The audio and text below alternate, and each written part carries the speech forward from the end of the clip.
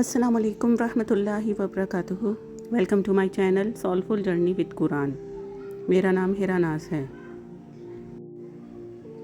آج میں ایک نیا سفر شروع کرنے جا رہی ہوں جس میں ہم اللہ سبحانہ و تعالیٰ کے جلیل القدر اسماء کے بارے میں جانیں گے۔ ہمارے ساتھ جڑے رہیں اس نئی سیریز میں۔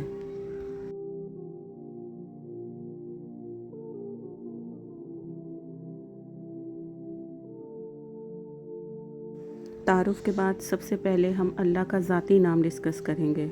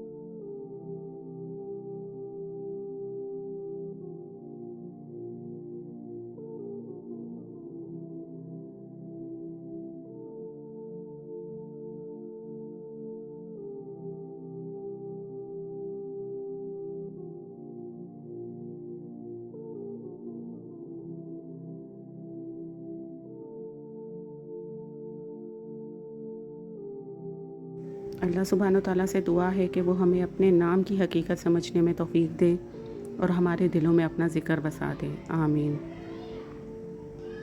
اگر ویڈیو اچھی لگی ہو تو لائک کریں، چینل کو سبسکرائب کریں اور کمنٹ میں اللہ لکھ دیں۔ فی امان اللہ۔